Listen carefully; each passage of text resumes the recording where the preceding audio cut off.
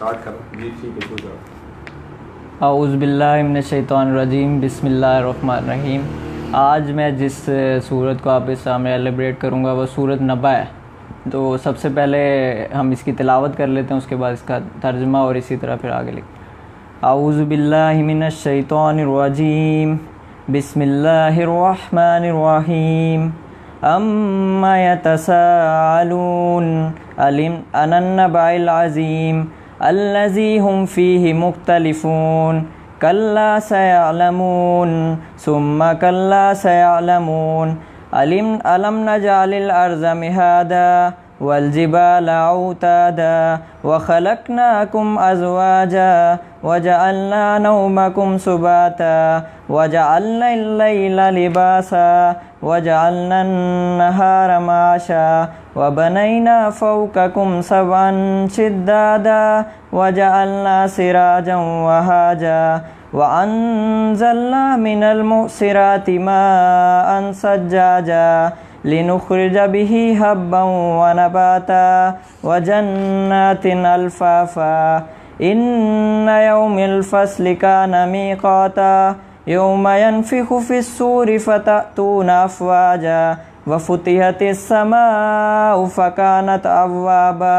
व सुय्यिरतिल जिबालु फ़कानत सराबा इन्ना जहन्नम कानत मिरसादा लित्ताग़ीन मआबा लाबिसीन फ़ीहा अहक़ाबा ला यज़ूक़ून फ़ीहा बरदन वला शराबा इल्ला हमीमन व गस्साका जज़ाअन विफ़ाक़ा इन्नहुम कानू ला यरजून हिसाबा व कज़्ज़बू बिआयातिना किज़्ज़ाबा व कुल्ल शैइन अहसैनाहु किताबा फ़ज़ूक़ू फ़लन नज़ीदकुम इल्ला अज़ाबा इन्ना लिलमुत्तक़ीन मफ़ाज़ा हदाइका व अअनाबा व कवाइबा तुराबा व कअसन दिहाका ला यस्मऊन फ़ीहा लगवन वला किज़्ज़ाबा जज़ाअम मिर रब्बिका अतान हिसाबा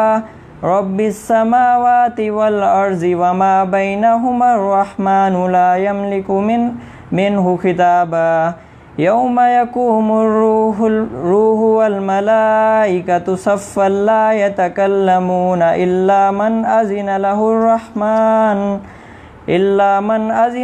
रहमान व क़ाल सवाबा ज़ालिका यौमुल हक़्क़ु फ़मन शाअ अत्तख़ज़ इला रब्बिही माबा इन्ना अंज़रनाकुम अज़ाबन क़रीबा यौम यंज़िरु मर्'उ मा क़द्दमत यदाहु व यक़ूलुल काफ़िरु या लैतनी कुन्तु तुराबा। सदक़ल्लाहुल अज़ीम। अच्छा, इस सूरत को स्टार्ट करने से पहले मैं एक शेर आपके सामने पढ़ना चाहूँगा। उसको आपने एक वर्ड में डिकोड करना है, मतलब इस शेर का मतलब क्या है। शराब के उस शहर में वो दीवाना पागल था, कह रहा था सुनो तो सोचो ज़रा समझो तो, ज़िंदगी तो फ़ानी है जान तो एक जिन जानी है, यही बस कहानी है। ये मैं ज़रा सूरत को एलेबरेट कर लूँ, फिर उसके बाद मैं आपसे पूछूँगा कि इस शेर में क्या था, शेर का मतलब क्या था। तो इसको मैंने सूरत को 4 पार्ट्स में डिवाइड किया है। इस सूरत का जो नाम है सूरत नबा है, जिसका मतलब है क़यामत और आखिरत की ख़बर। इस सूरत को जो नाम दिया गया वो नबा दिया गया इसकी पहली आयत में से, जिसका मतलब है आखिरत और क़यामत की ख़बर।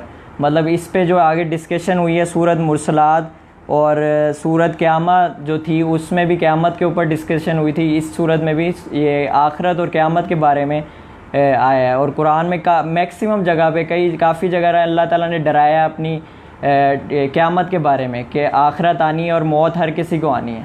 तो हम इस सूरत का ज़रा तर्जुमा पढ़ लेते हैं, स्टार्ट करते हैं। ये लोग किस चीज़ के बारे में पूछ कछ कर रहे हैं, क्या इस बड़ी ख़बर के बारे में जिसके मुतल्लिक ये मुख्तलिफ़ चहमगोइयाँ करने में लगे हुए हैं। अब ये जो 2 आयतें, दोनों में सवालिया निशान है। ये लोग किस चीज़ के बारे में चहमगोइयाँ कर रहे हैं। पहले अल्लाह ताला ये हज़ूर सल्लल्लाहु अलैहि वसल्लम को कह रहे हैं कि ये लोग किस चीज़ के बारे में चहमगोइयाँ कर रहे हैं। ये सूरत जब नाजिल हुई थी तो इस्लाम अपने इब्तदाई दौर में था, मतलब इस्लाम नाजिल होना शुरू हुआ था हुज़ूर सल्लल्लाहु अलैहि वसल्लम के ऊपर। और ये जो मुशरिकीन मक्का थे, क्या ये लोग किस चीज़ के बारे में पूछगछ कर रहे हैं? क्या इस बड़ी ख़बर के बारे में जिसके मुतल्लिक़ ये मुख्तलिफ़ चहम गोइयाँ करते थे। मतलब ये जो काफिर थे ये छोटी छोटी चीज़ें निकालते थे। मतलब आप फ़र्ज़ करें एक सूरत है, उसमें जो मेन आयत है ना उसको नहीं पकड़ते थे, ये सवाल पैदा करते थे कि एक दफ़ा गायें ज़िबा करने का जब जिक्र आया था तो उन लोगों ने सवाल पूछने शुरू कर दिए थे कि गायें किस कलर की होगी, किस रंग की गायें होगी, किस नस्ल की होनी चाहिए, कितने इसके मतलब मुख्तलिफ उसके बारे में सवालात करने लग गए। तो ये मुख्तलिफ जो मुशरिकीन थे ये जानबूझ के सवाल करते थे ताकि ये उस जो मेन मकसद है कुरान नाजिल होने का उससे भटका दें लोगों को। तो ये अल्लाह ताला कह रहे हैं कि जी ये लोग किस चीज़ के बारे में पूछगछ कर रहे थे? क्या इस बड़ी ख़बर के बारे में जिसके मुतल्लिक़ ये मुख्तलिफ़ चहमगोयाँ करने में लगे हुए थे। हरगिज़ नहीं, अनकरीब इन्हें मालूम हो जाएगा। हाँ, हरगिज़ नहीं, इन्हें अनकरीब मालूम हो जाएगा। यहाँ पे जो ज़िक्र आ रहा है क़यामत का ज़िक्र आ रहा है। मेनली अल्लाह ताला कह रहे हैं कि एक दिन आएगा जब डे ऑफ द जजमेंट, जिस दिन जजमेंट का डे होगा और उस दिन इनको पता चल जाएगा। मतलब ये आखिरी आयत में क्या है? हाँ, हरगिज़ नहीं, अनकरीब इन्हें मालूम हो जाएगा। तो ये असल में जो इस आयत के अंदर आया है वो क़यामत और आखिरत के बारे में अल्लाह ताला ने बताया कि उन लोगों को जो मुशरिकीन हैं, जो चहमगोइयाँ करते हैं, जो आपको भटकाने की कोशिश करते हैं राह से, उनको खुद ब खुद पता चल जाएगा। आप उसको मतलब हुज़ूर सल्लल्लाहु अलैहि वसल्लम कहा गया आपने टेंशन नहीं लें, मतलब आप अपना काम करते रहें। कल भी सूरत में एक डिफ़ाइन हुआ था कि ये जो ताइफ़ की वादी में पत्थर मारे गए थे हुज़ूर सल्लल्लाहु अलैहि वसल्लम, काफ़ी मुश्किलात आई थी, कल भाई ने भी डिफ़ाइन किया था। तो इसी तरह वो कही जा रहा है कि इब्तदाई दौर था तो उस वक्त हुज़ूर सल्लल्लाहु अलैहि वसल्लम के बोझ था, तो अल्लाह ताला ने ये कहा है कि भाई आप टेंशन ना लें, मैं सारा बोझ ख़त्म कर दूँगा और इन लोगों को पता चल जाएगा।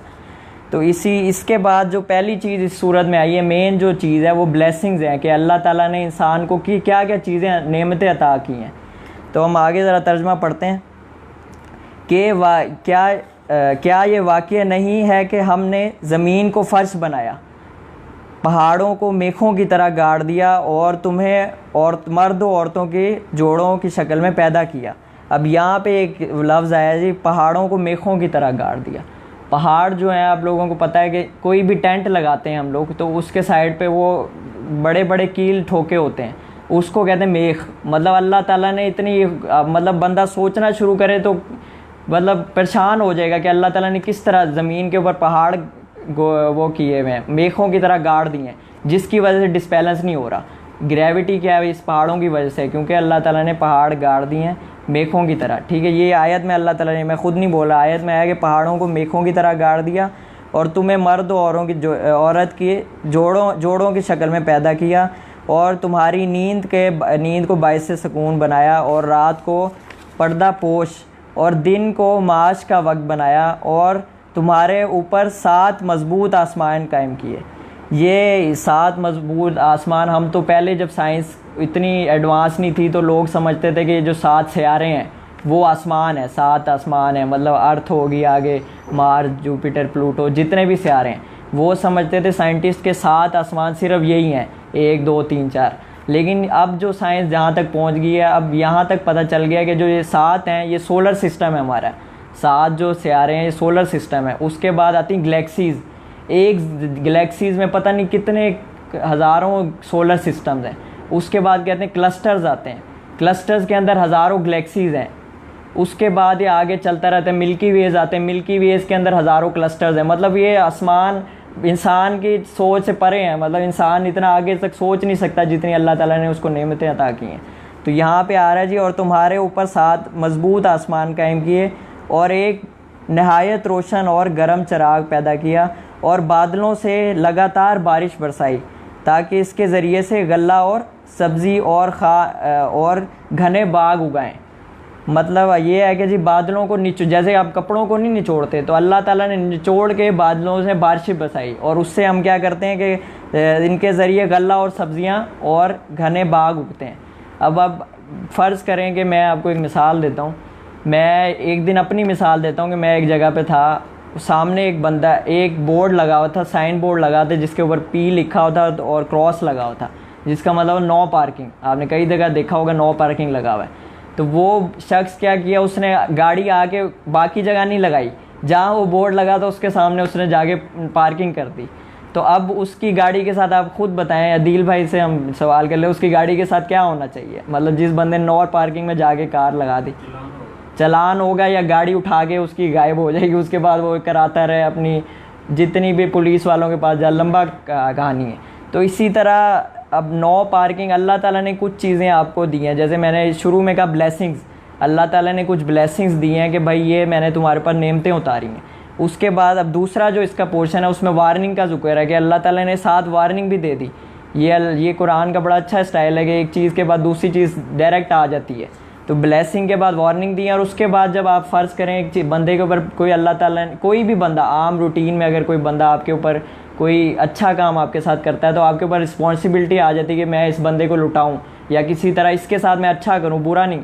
तो ये उसके बाद रिस्पॉन्सिबिलिटी आ जाती। पहली ब्लेसिंग्स हैं, नौ इस आयतों में अल्लाह ताला ने अपनी ब्लेसिंग्स गिनाई हैं कि मैंने पहाड़ मेघों की तरह गाड़ दिया, आसमान बनाए और दीगर चीज़ें अल्लाह ताला ने बारिशें बरसाई। उसके बाद अब फ़र्ज़ करें एक अक्लमंद जो बंदा होगा वो पहले देख लेगा कि यार अल्लाह ताला ने इतनी मुझे ब्लेसिंग्स दी हैं तो मैं नो पार्किंग ना करूं।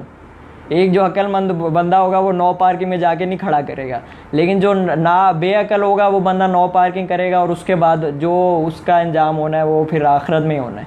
तो अब उसके बाद हम ज़रा आगे चलते हैं, अगली आयतों में वार्निंग का जिक्र है। बेशक फ़ैसले का दिन एक मुकर्रर वक्त है जिस रोज़ सूर में फूंक मार दी जाएगी, तुम फ़ौज दर फ़ौज निकल आओगे और आसमान खोल दिया जाएगा, हत्ता कि वो दरवाज़े ही दरवाज़े बनकर रह जाएंगे और पहाड़ चलाए जाएंगे यहाँ तक कि वो सराब हो जाएं। अब यहाँ पे एक वर्ड है सराब। ये रेगिस्तान में, हम लोग सऊदी अरब में भी जब रहते थे, रेगिस्तान में दूर आपको नज़र आती है रोशनी, मतलब जो आपका रेत है आपको दूर से लगता है कि पानी है लेकिन वो होता असल में रेत ही होती है। तो ये अल्लाह ताला ने कहा और पहाड़ चलाए जाएंगे यहाँ तक कि वो सराब हो जाएंगे, मतलब रूई के गाले बन जाएंगे। दूर से आप देख रहे होंगे पहाड़ है लेकिन वो पहाड़ नहीं है। तो वो अल्लाह ताला ने ये आखिरत का, जो लोग नहीं मानेंगे ब्लेसिंग्स को नहीं देख के, अकल वाले लोग नहीं होंगे, उनके साथ फिर ये होगा कि जिस रोज़ सूर में फूंक मार दी जाएगी तुम फ़ौज दर फ़ौज निकल आओगे और आसमान खोल दिया जाएगा हत्ता कि वो दरवाज़े ही दरवाज़े बनकर रह जाएंगे और पहाड़ चलाए जाएंगे यहाँ तक कि वो सराब हो जाएंगे। दर हकीकत जहन्नम एक घाट है, सरकशों का ठिकाना जिसमें वो मुद्दतों पड़े रहेंगे। अब हम घाट का एक और वर्ड है यहाँ पे, इसकी एलब्रेशन ज़रूरी है। घाट ये होता है जो शिकारी होता है ना, शिकारी एक जाल लगाता है जिसमें जानवर को पता नहीं होता कि मैंने इसमें फंस जाना है। इस तरह का जाल जैसे आपने ऊपर देखा होगा कई मूवीज़ में, या वैसे भी एक जाल होता है, उसमें जब जानवर आगे आता है तो वो फंस जाता है, उसके ऊपर गिर जाता है। तो वो कह रहे हैं अल्लाह ताला इस घाट का लफ्ज़ इसलिए यूज़ किया, दर हकीकत जहन्नम एक घाट है, मतलब उन लोगों को पता नहीं है कि हम किसकी तरफ जा रहे हैं, जहन्नम की तरफ जा रहे हैं, हम गलत काम करके कहाँ पे बढ़ते चले जा रहे हैं, उनको लोगों को नहीं समझ आ रही। लेकिन अल्लाह ताला कह रहे हैं दर हकीकत जहन्नम एक घाट है, सरकशों का ठिकाना जिसमें वो मुद्दतों पड़े रहेंगे। सरकश जो होंगे घाट में मुद्दतों पड़े रहेंगे जहन्नम में। इसके एक जो ये आयत में आपके सामने, ये कुल्लू नफ्सिन ज़ाइक़तुल मौत, हर ज़ीरो को मौत का मज़ा चखना पड़ेगा।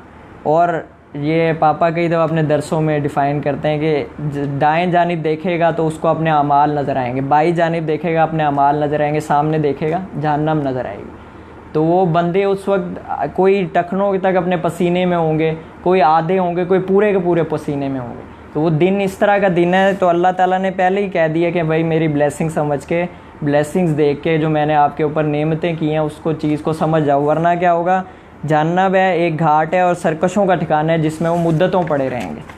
तो इसके आगे हम चलते हैं जी। इसके अंदर किसी ठंडक और पीने के काबिल किसी चीज़ का मज़ा वो ना चखेंगे, कुछ मिलेगा तो बस गर्म पानी और ज़ख्मों को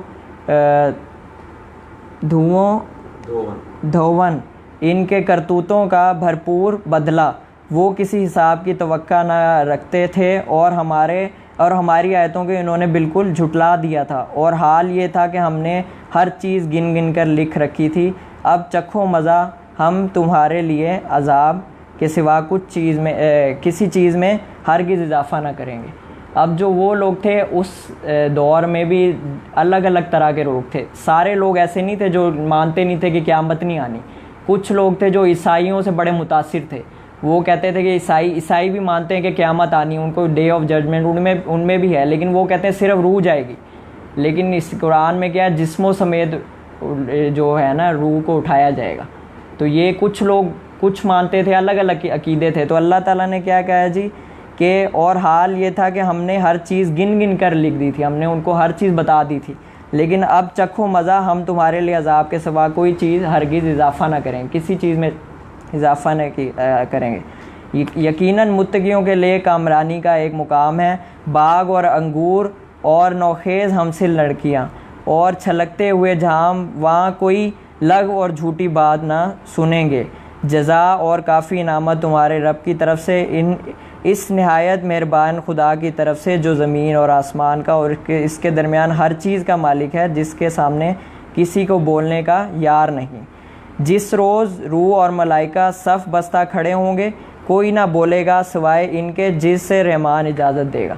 मतलब किसी बंदे में उस दिन इतनी हिम्मत नहीं होगी, चाहे वो मोमिन है चाहे काफिर है, कोई भी नहीं बोल सकते। लेकिन जो अल्लाह ताला के चुने हुए लोग होंगे, जो मुत्तकी होंगे, उनको अल्लाह ताला इजाज़त देगा, बोल सकते हैं। बाकियों के आपके हाथ बोलेंगे, आपकी ज़ुबान बोलेगी, आपके आज़ा बोलेंगे कि ये इस बंदे ने इस टाइम गलत काम किया, तो वो किसी को इजाज़त नहीं होगी उस टाइम बोलने की। वो दिन बरहक है, अब जिसका जी चाहे अपने रब की तरफ पलट आए और रास्ता इख्तियार करे। हमने तुम लोगों को इस अजाब से डरा दिया था जो करीब आ गया है, जिस रोज़ आदमी वो सब कुछ देख लेगा जो इसके हाथ ने आगे भेजा है, और काफिर पुकार उठेंगे जी कि काश हम खाक होते। मतलब उस दिन जो होगा इतनी को हैबत होगी कि काफिर कहेंगे कि खाक, आपको पता ही क्या होती, कोयले को जब जलाते हैं तो वो एक खाक, एक राख बन जाती है जिसका कोई वो नहीं। तो काफिर और काफिर पुकार उठेंगे कि काश मैं खाक होता तब मुझसे हिसाब ना लिया जाता। तो इतनी ये इस सूरत में आपको जो 4 पॉइंट्स जो है ना, इसकी तरफ आपने जो ध्यान देंगे तो आपको सारी सूरज का एक पहली चीज़ है ब्लेसिंग्स, जो अल्लाह ताला ने आपको बता दिया कि ये हमने नेमतें तुम्हारे ऊपर उतारी हैं। नेमतें 8-9 आयतें जो इसकी शुरू की हैं वो नेमतों के बारे में कि ये नेमतें हमें तुम्हें दी हैं। उसके बावजूद भी अगर नहीं समझोगे तो फिर नो पार्किंग होगी, और नो पार्किंग में क्या होगा कि आपको या तो कार उठा ली खलास होगा, मतलब दस्ती आपकी कार ले दी जाएगी। तो इस तरह ही नो पार्किंग अगर करेंगे तो आप खुद भुगतेंगे।